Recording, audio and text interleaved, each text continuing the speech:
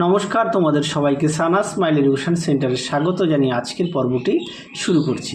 আজকে তোমাদের জন্য নিয়ে চলে এসেছি, তোমরা যারা দশম শ্রেণীর পরীক্ষার্থী, তোমাদের জন্য রায় ও মার্টিন প্রশ্ন বিচিত্রা থেকে ভলিউম 2 এর ভূগোল বিষয়ে 3 নম্বর অধ্যায় বায়ুমণ্ডল। এই অধ্যায় থেকে তোমাদের রায় ও মার্টিন প্রশ্ন বিচিত্রার যে সমস্ত এমসিকিউ প্রশ্নের সাজেশান দেওয়া আছে তার উত্তরের সমাধান করে দেখাবো। চলো দেরি না করে মূল বিষয়ে যাওয়া যাক। তার আগে বলি, তোমাদের আগের ভিডিওতে আমরা ভলিউম 1 এর সমস্ত মডেল সেটগুলো সমাধান করে দেখিয়ে দিয়েছি।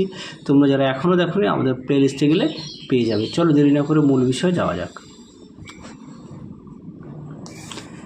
আমি প্রশ্নগুলো বলছি না, শুধু উত্তরগুলো বলে দিচ্ছি, তোমরা একটু দেখে নাও। আচ্ছা, এক জায়গার প্রশ্নের উত্তরটা হবে অপশান ক।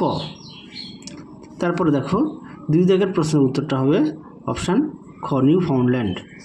3 জায়গায় কী আছে? গ্র্যান্ড ব্যাংক মগ্নছড়া অবস্থিত, সঠিক উত্তর হবে আটলান্টিক। আচ্ছা, 4 জায়গার প্রশ্নটা দেখো। 4 জায়গায় বাণিজ্যিক মৎস্য ক্ষেত্র গড়ে ওঠার উপযোগী ক্ষেত্র হলো, সঠিক উত্তর হবে অপশান গ, মগ্নচড়া। পরবর্তী প্রশ্ন দেখো কী আছে। পরবর্তী প্রশ্ন দেখো, 5 দাগের প্রশ্নের উত্তরটা হবে অপশান খ। 6 দাগের প্রশ্নের উত্তরটা হবে অপশান গ। 7 দাগের প্রশ্ন, তার উত্তর হবে অপশান খ। 8 দাগের প্রশ্নটা দেখে নাও, তার উত্তরটা হবে অপশান ঘ। 9 দাগের প্রশ্নটা দেখে নাও, তার উত্তরটা হবে অপশান ক, আয়ন বায়ু।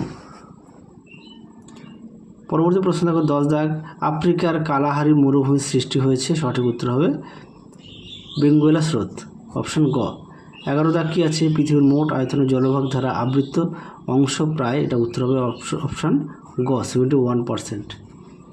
12 দাগের প্রশ্নটা দেখে নাও, তার উত্তরটা হবে শৈবাল সাগর, অপশান খ। 13 দাগের প্রশ্নের উত্তরটা হবে অপশান ক, ঊর্ধ্বগামী শীতল স্রোত। 14 দাগের প্রশ্নটা দেখে নাও, মগ্নচড়া সৃষ্টি হয়, এটা উত্তর হবে উষ্ণ ও শীতল স্রোতের কারণে, অপশান খ। পরবর্তী প্রশ্ন দেখো, 15 দাগ, ভারত মহাসাগরের একটি উষ্ণ স্রোত যেটি মৌসুমী স্রোতে পরিণত হয়, সেটি হলো, এটা উত্তর হবে অপশান ঘ, সোমালি স্রোত। 16 দাগের প্রশ্নের উত্তরটি হবে অপশান খ, প্রশান্ত মহাসাগরে। 17 দাগের প্রশ্নের উত্তরটি হবে অপশান গ। 18 দাগের প্রশ্নের উত্তরটা হবে অপশান ক। 19 দাগের প্রশ্নের উত্তরটা হবে অপশান ক। তারপরে দেখো, 20 দাগের প্রশ্নের উত্তরটা হবে অপশান খ, ভারত। তারপরে দেখো, 21 দাগের প্রশ্নের উত্তরটা হবে অপশান ক, প্রশান্ত। 22 দাগের প্রশ্নের উত্তরটা হবে অপশান গ।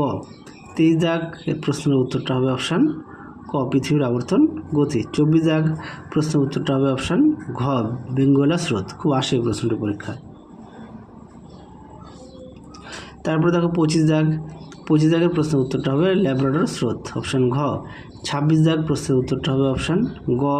27 দাগ প্রশ্নের উত্তরটা হবে অপশান ঘ।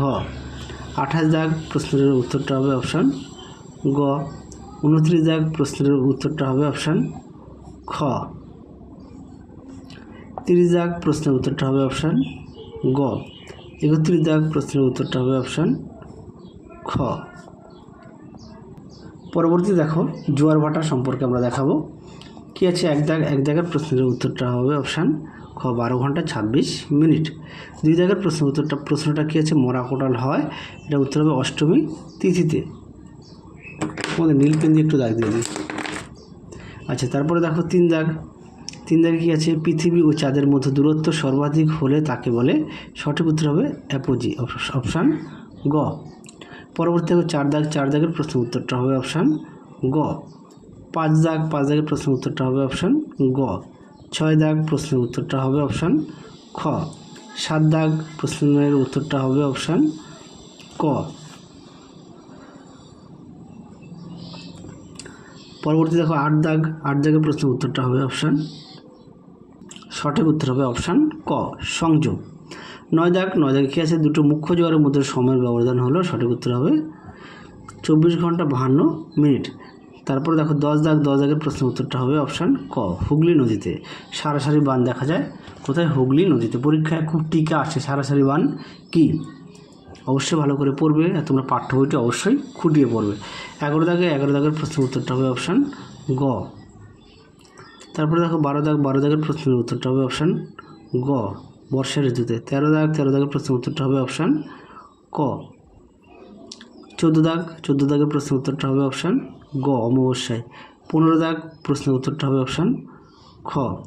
তারপরে দেখো 16 দাগের প্রশ্নের উত্তরটা হবে অপশান খ। তারপরে দেখো 17 দাগ প্রশ্নের উত্তরটা হবে অপশান ক। তারপর দেখো 18 দাগের প্রশ্নের উত্তরটা হবে অপশান খ 4 বার। 19 দাগ প্রশ্নের উত্তরটা হবে অপশান ঘ, 180 ডিগ্রি কোণে।